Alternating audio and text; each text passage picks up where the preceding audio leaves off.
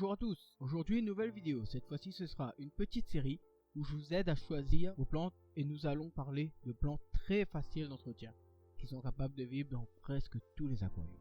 Mais attention quand même, ce n'est pas parce que je les appelle plantes faciles qu'ils seront immortelles. Cela reste des plantes vivantes et comme dans n'importe quel être vivant, il faudra un minimum de bonnes conditions et d'entretien. Mais ils seront un régal pour vous si vous êtes débutant en aquariophilie. Ils seront beaucoup mieux que des plantes en plastique toxiques à cause de la peinture. En général, lorsque vous créez un décor pour votre aquarium, il faut choisir les plantes en fonction du plan choisi. Si elle sera devant, au milieu ou au fond. Car vous comprenez, si vous mettez un arbre juste devant la vitre de votre aquarium, vous n'allez plus rien voir derrière.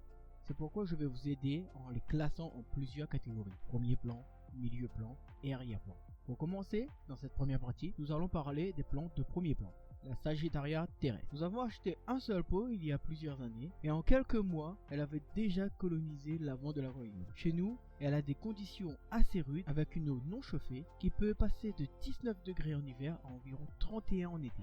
Et par contre, niveau croissance, elle est assez moyenne. Sa reproduction est super simple et se fait par stolon, c'est-à-dire que des nouvelles petites plantes se formeront par bourgeonnement sur les tiges rampant au sol. Pour la grandeur de la plante, cela dépendra des conditions que vous allez lui offrir. Elle peut passer de 5 cm si elle reçoit pas beaucoup de lumière et de nutriments, à environ 40 cm si tout est réuni. C'est pourquoi c'est mieux de la tailler si elle pousse trop vite. Elle formera un genre de tapis gazonnant très agréable à regarder. Pour la plante suivante, je vous en avais déjà parlé dans la vidéo du low-tech. C'est bien entendu la Cryptocoryne Wenti. Ma plante préférée car elle n'aura jamais la même forme ni même couleur quel que soit l'aquarium ou l'emplacement choisi dans l'aquarium. Elle aussi a une plage de température impressionnante. Elle peut supporter 22 à 29 degrés. C'est une plante extrêmement robuste. Elle arrive à pousser dans une luminosité très faible. Par exemple chez nous, 16 watts suffit à la faire pousser et mieux à avoir une photosynthèse si forte que l'on voit les bulles d'oxygène sortir de la plante. Et là encore, elle se reproduit par stolon. La grandeur de la plante quant à elle variera énormément en fonction de la nature du sol, de la fertilisation, du taux de lumière, etc. Elle pourra donc passer de 7 cm à plus de 50 cm dans de bonnes conditions. Chez nous, on les a plantées en même temps dans le 525 litres et dans le low-tech et je voulais juste constater à la vidéo la différence entre une faible luminosité et pas de fertilisation et aussi tout le contraire dans de bonnes conditions réunies. C'est impressionnant la différence. Dans le 525 litres, elle fait 50 cm de large pour 60 cm de haut. Et dans le low-tech, elle a beaucoup de mal à dépasser les 10 cm. Nous avons aussi la Cryptocoryne lucerne qui elle aussi c'est une plante d'aquarium parfaite pour les débutants ou simplement les aquariophiles ne souhaitant pas mettre en place un système de culture évolué, genre un low-tech, un cobellarium ou quelque chose comme ça. Elle se conforme à la culture des autres plantes de sa grande famille. Comme tous les autres cryptocorynes, elle pousse de la même façon, dans les mêmes conditions, etc. Pour cette plante particulièrement, si vous voulez la garder d'un vert fluo assez prononcé, il faudra un éclairage assez conséquent. Sinon, un éclairage très faible ne changera rien pour sa croissance. Simplement, elle aura tendance à devenir plus sombre. Maintenant, parlons de l'Hygrophila polysperma. Cette plante, c'est votre allié vraiment si vous voulez avoir un aquarium rempli de plantes en quelques semaines à peine. C'est une plante invasive qui pousse de façon inimaginable une fois que sa période d'acclimatation dans votre aquarium a été faite. C'est pourquoi plusieurs pays l'ont interdit à l'importation car elle arrive tôt ou tard à coloniser tout un milieu aquatique assez facilement. De plus, elle n'a pas forcément besoin de sol pour pousser, car si elle arrive à s'attacher à une pierre ou une branche, elle poussera également. Si vous voulez l'utiliser comme plante de premier plan, il faudra souvent la tailler. Elle formera un très joli buisson. Sinon, utilisez-la en arrière-plan si vous ne voulez pas l'entretenir, car c'est une plante qui a tendance à pousser très rapidement, jusqu'à 50 cm si on ne la taille pas régulièrement. Maintenant, passons au sujet des gazonnantes. Si vous voulez avoir un très joli tapis gazonnant et que vous êtes très patient, alors la Liliaopsis brasiliensis est faite pour vous. C'est une petite plante qui dans la nature vit aussi bien hors de l'eau que dans l'eau, mais il faut savoir que sa croissance dans l'eau est assez lente, surtout si vous lui fournissez un faible éclairage, mais ce n'est pas pour autant qu'elle va laisser se dépérir. Elle accepte une température de 18 à 30 degrés et sa reproduction se fait par stolon tranquillement dans une faible luminosité. Et au bout de plusieurs mois, vous aurez des premiers résultats, mais si vous avez envie de la voir pousser plus rapidement, il faudra lui injecter du CO2 et des fertilisants.